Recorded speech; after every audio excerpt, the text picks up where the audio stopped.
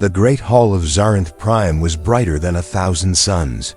Crystal walls glowed with moving colors, and floating lights drifted like slow stars above the crowd. This was the Hall of Ascension, where the alien prince would be honored before. The eyes of many worlds, kings, generals, scholars, and warriors filled the hall. Every race wore symbols of power. Every gift carried value, strength, or fear. The young alien prince sat on a raised throne made of living stone. He looked calm, but his eyes were empty. Today was his day, yet he felt nothing. One by one, guests stepped forward. They bowed. They presented gifts, rare weapons that could cut through moons, creatures that obeyed only royal blood, crystals that stored the knowledge of dead stars. The prince nodded each time. The crowd applauded. But inside, the prince felt bored, tired, distant. Then the great doors at the end of the hall opened. A strange silence fell. A single figure walked in. Slow steps. Heavy steps. He was human, fat, wearing a bright red outfit trimmed with white fur. A fake white beard hung on his face. A red hat bent to one side. For one heartbeat, no one spoke.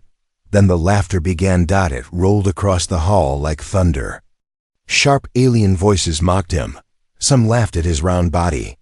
Some laughed at his clothes. Some laughed simply because he was human. "Is this a joke?" one alien shouted. "Did Earth send an entertainer?" Another sneered. Holograms appeared.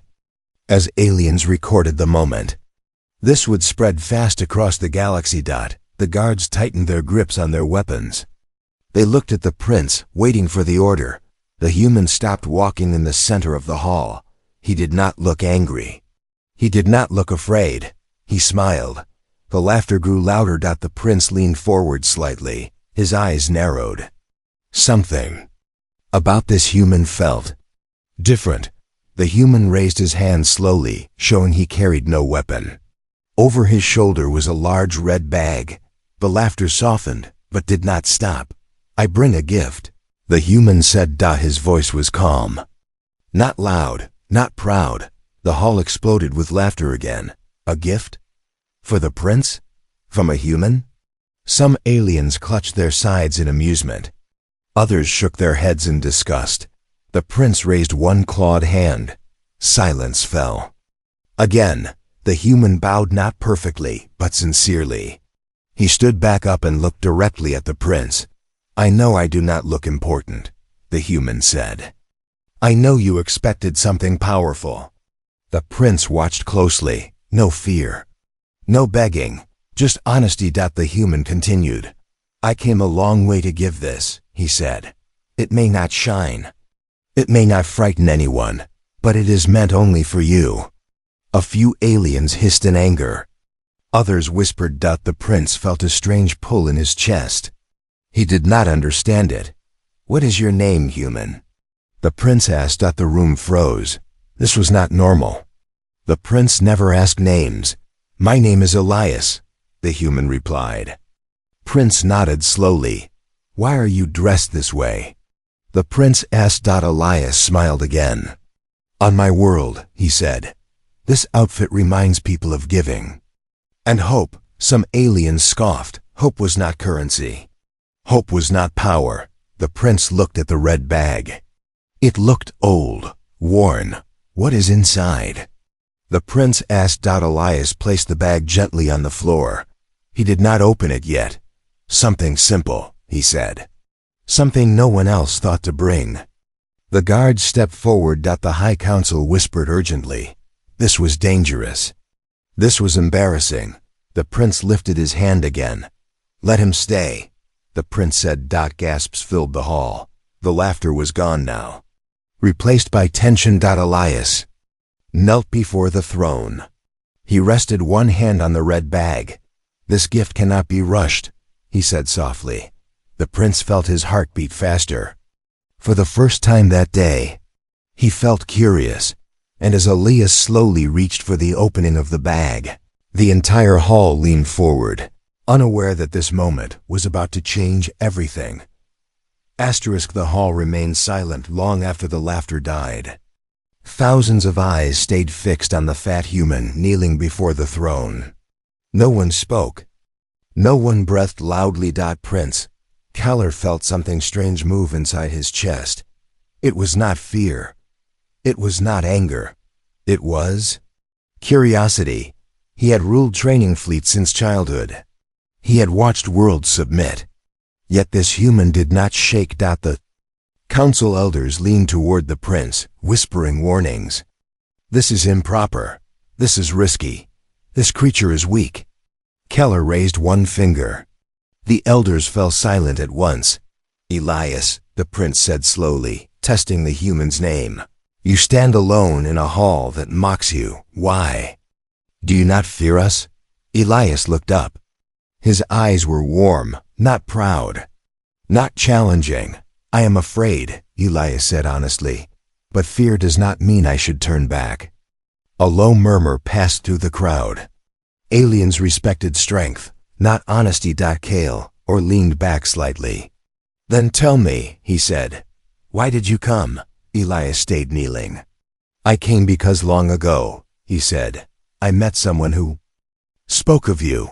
The prince's eyes narrowed. No one speaks to humans about me. Elias nodded. He was a child, he said, an alien child left behind after a failed trade mission.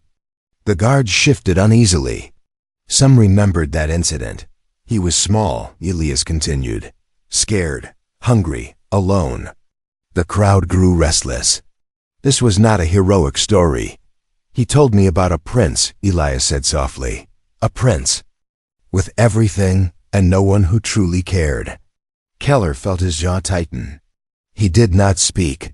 He said your palace was full, Elias went on, but your heart was quiet. The words landed hard. One council elder stepped forward angrily. Enough, the elder hissed. This human insults royal honor. Keller lifted his hand again. The elder froze in place. You may continue, the prince said. Elias swallowed. He knew he walked on dangerous ground now, on Earth. Elias said, I work with children. Some are poor. Some are sick. Some are forgotten. Aliens scoffed quietly. Children were raised for purpose, not comfort. Once a year, Elias said, I dress like this. He touched the red coat. Children laugh, he said. They forget fear for a moment. Keller studied the human's body. Soft, slow, no signs of a warrior. And what does this have to do with me? Keller asked. Elias lifted his head fully. Now, because that alien child asked me something.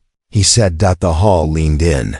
He asked, Elias said quietly, if a prince could ever feel joy. If someone gave him something that asked for nothing back. The room felt colder. Keller felt his throat tighten. He did not understand why, so I listened, Elias said, and I came. A sharp laugh broke out from the crowd. One child's story? An alien mocked. You crossed space for that? Elias nodded. Yes. The laughter was weaker now. Keller stood from his throne. Gasps rippled across the hall. He stepped down one level. No prince had done this during ascension in centuries. You traveled far, Keller said, knowing you would be mocked. Yes, Elias replied. You brought no guards. Yes. You stand before beings who could erase your world. Yes. Keller looked at the red bag again. So this gift, he said, is not power. No, Elias answered. Not wealth. No. Not alliance. No. Keller felt something stir deeper now. Something he had buried under. Duty. What makes you think, the prince said slowly, that I would want such a gift? Elias paused. Then he said the truth. Because, he said, everyone deserves to feel seen, even princes. Silence crushed the hall. Keller closed his eyes for one brief moment. Then he opened them. Open the bag, the prince said. The guards stiffened. The council protested. But the prince did not look back. Elias placed both hands on the red bag. His fingers trembled slightly. As he loosened the opening, a soft glow began to rise from inside, and no one in the hall was ready for what came next. The soft glow inside the red bag grew brighter. It was not sharp or blinding like alien tech. It was warm, gentle. The guards froze. Their weapons did not react. No alarms sounded. Prince Keller watched closely. His heart beat faster than he liked. He felt exposed, and he did not know why. "Stop," one council elder snapped. "That device is unscanned." Keller did not look away. "Continue," he said calmly. Elias slowly opened the bag fully. Inside was a small metal box. Old, scratched, plain. The crowd stared. "That is it?" Someone laughed nervously. "A broken human toy?" Elias lifted the box with care. "This is not a weapon," he said. "It cannot harm anyone." "That makes it useless," an alien muttered. Keller raised his hand again. The hall fell quiet. "What does it do?" the prince asked. Elias hesitated. He looked suddenly unsure. "It shares moments," he said. "Not images, not sounds. Feelings." The council erupted in whispers. "Emotional tech? Primitive nonsense. Dangerous." Keller stepped closer. He was now only a few steps from the human. "And whose feelings are inside?" he asked. Elias swallowed. "Mine," he said, "and others who chose to give them." Keller felt a strange tightening in his chest. "Activate it," the prince said. The guards shouted protests. Keller ignored them. Elias pressed a small button. Nothing happened. More laughter broke out, short, uneasy. Then the air shifted. Prince Keller gasped softly. The hall did not change. But Keller did. Suddenly he felt warmth spread through him, not heat. Comfort. He felt the sound of laughter without hearing it. The safety of being small and protected.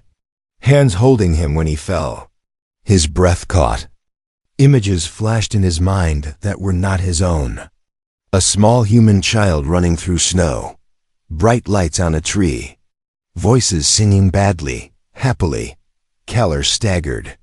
The guards rushed forward, but stopped when Keller lifted his hand, shaking. The alien stared in shock. This was impossible. Keller's eyes filled with something they had never seen before. Confusion. Wonder. He felt moments of failure. Then forgiveness. Moments of loneliness. Then someone sitting beside him in silence. "What is this?" Keller whispered. Elias spoke softly. "These are memories of being cared for," he said, "given freely." The prince dropped to one knee. Gasps echoed through the hall. The device glowed brighter. Not stronger, deeper. Nearby aliens began to feel it too. A commander felt pride without conquest. A scholar felt joy without reward. Some recoiled in fear. Some clutched their chests. "This is manipulation," an elder shouted. "Turn it off." Keller looked up sharply. "No," he said. His voice was raw. "For the first time," he said slowly, "I feel something that does not demand anything from me." The elder fell silent. Keller stood again, breathing hard. He looked at Elias really. Looked at him. "You carry this for fun?" Keller asked. Elias smiled gently. "No," he said. "I carry it for those who forget what it feels like to be human." The prince stared at the glowing box. "So many gifts," he said quietly. "All of them asked for loyalty, fear, obedience." The glow began to fade. Elias lowered the device carefully back into the bag. The warmth lingered. The hall was silent now, not from command, but awe. Keller took a slow breath. "This gift," he said, "it is not small." He turned to the council. "It is dangerous," he added. The elders stiffened. "Because," Keller continued, "it reminds us of what we lost." He looked back at Elias, "and what we might still recover." Keller straightened. His voice grew steady again. "You will explain everything," he said, "how this works." And why you chose me?" Elias bowed his head.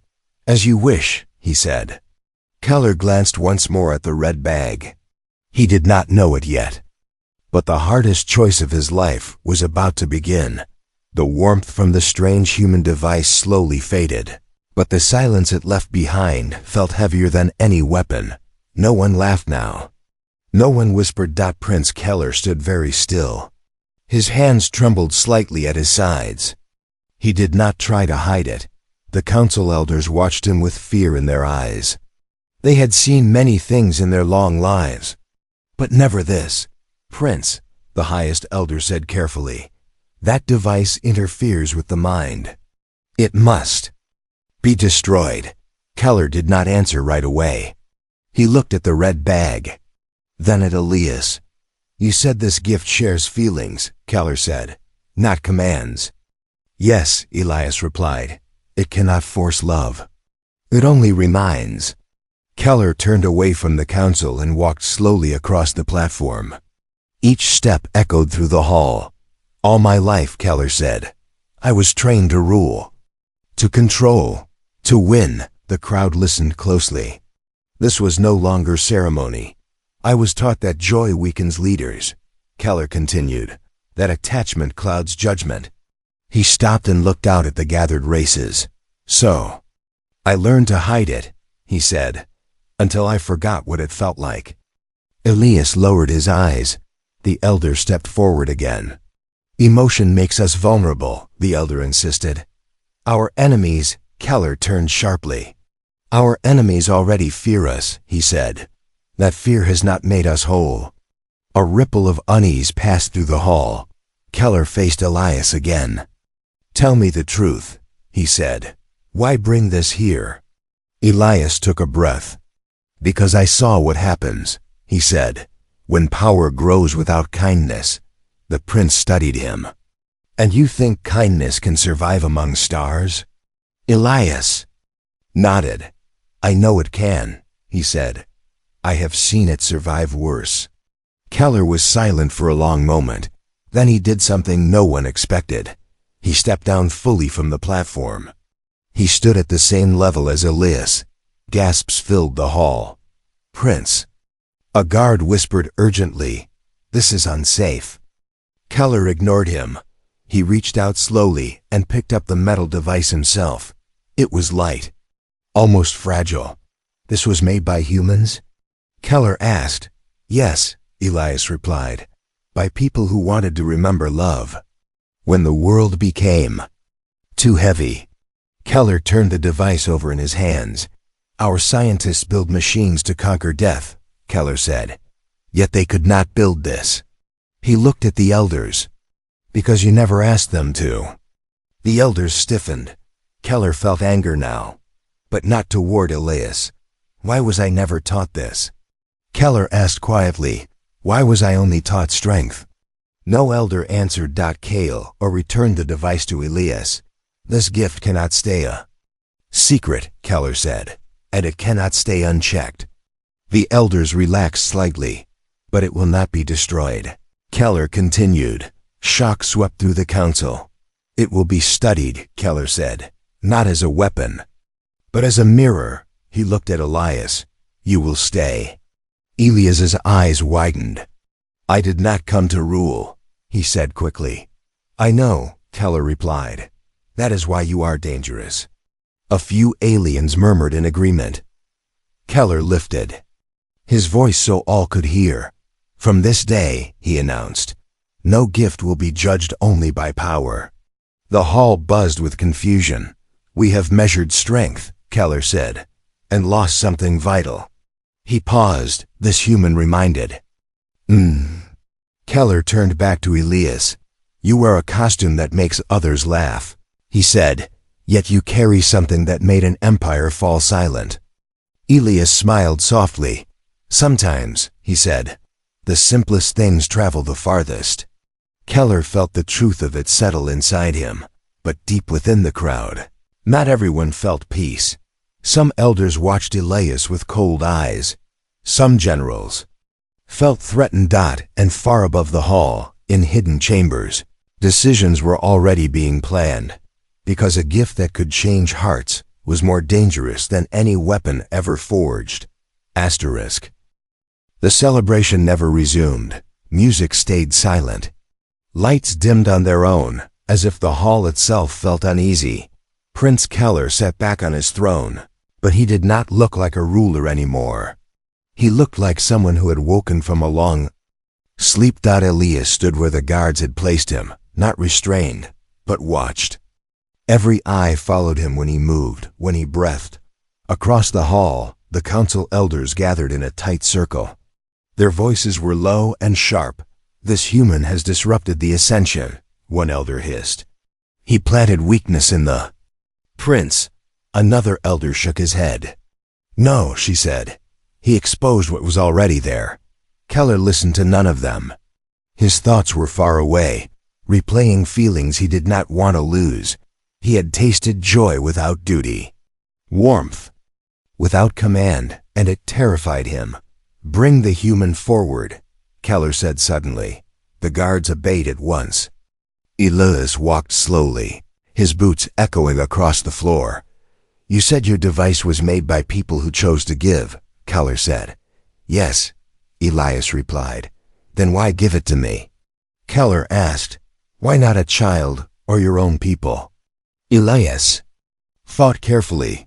"Because," he said, "you decide the future of many children." The words struck deeper than any insult. Keller leaned forward. "You believe I can change," he said. "I believe you already started." Elias answered. The prince looked away. Behind him, the star banners of the empire drifted slowly in the air. Symbols of conquest, of order. Keller remembered standing beneath those banners as a child, being told never to cry. He closed his eyes briefly. "The elders want your gift destroyed," Keller said. Elias nodded. "I expected that." "Some generals want you removed," Keller added. Elias smiled sadly. "I expected that too." Keller studied him. "And yet you are calm." "I am afraid," Elias said, "but fear does not decide my actions." The prince felt the weight of leadership settle heavier than ever before. "If I protect you," Keller said, "I challenge tradition." "If I reject you," Elias replied softly, "you reject a part of yourself." Silence fell again. One general stepped forward, armor glowing. "Prince," he said firmly, "this human weakens us." Keller rose to his feet. "No," Keller said, "he reminds us." The general stiffened. "Power without meaning rots." Keller continued. "I felt that rot today." The hall murmured. Kale, or turned to the crowd. "All of you laughed," he said, "because he looked foolish." Some aliens lowered their heads. "You saw fat cloth," Keller said, "and missed courage." Elias shifted uncomfortably. "I will not punish laughter," Keller said, "but I will remember it." He faced the elders. "This human will remain under my protection," Keller declared. Gasps echoed. "He will teach," Keller continued, "not with orders, but with stories." The elders protested loudly. Keller lifted his hand. Silence returned. "We will test this gift," Keller said, "not in battle, but among our people." He looked at Elias. "You will show us," he said, "how humans preserve hope." Elias swallowed. "That may change things," he warned. "That is the point," Keller replied. Yet unseen by most, a cold signal left the hall, moving through secure channels. An elder had activated a silent command: "Contain the human. Secure the device. Change must be controlled." As Keller spoke of hope and renewal, forces were already moving in the shadows, because some feared that the greatest threat to the empire was not an enemy fleet, but a simple human who reminded a prince how to feel. The human was not taken to a prison. He was taken to a quiet wing of the palace, far from the bright halls and heavy guards. Prince Keller ordered it himself. "This is not punishment," Keller had said. "It is protection." Elias sat alone in a simple chamber with smooth stone walls and a wide window that showed the stars. No chains, no weapons pointed at him, yet he could feel it. Eyes watching. Elsewhere in the palace, tension spread like a slow fire. Generals argued. Elders whispered. The empire was built on strength, not feelings. Prince Keller walked along corridors alone that night. Servants bowed, but he barely noticed. His thoughts were heavy. The warmth from the device still lived inside him, like an echo he feared to lose. He stopped before a tall window and looked out at the vast darkness of space. So many worlds, so many lives shaped by his future orders. Was he strong enough to rule differently? Behind closed council doors, arguments grew sharper. If we allow this, one elder warned, our people will question everything. They already should, another replied quietly. Keller entered the chamber without warning. The room froze. You speak of fear, Keller said, but you never speak of emptiness. No one answered. The human gift did not weaken me, Keller continued. It showed me what I lacked. A general stepped forward. We cannot rule with softness, he said. Keller met his gaze. No, he said, but we cannot rule without purpose. The general looked away. Later, Keller went to see Elias. The guards bowed and stepped aside. Elias rose slowly when Keller entered. You should not be here alone, Elias said. Keller smiled faintly. I wanted no audience, he replied. They stood in silence for a moment. Your people fear what they do not control, Elias said gently. So do yours. Keller answered. Elias nodded. Kale, or looked at the stars through the window. When I was young, he said, I asked why we never celebrate without conquest. Elias listened. My teacher said joy makes leaders careless, Keller continued. So I buried it. He turned back to Elias. And now it is awake.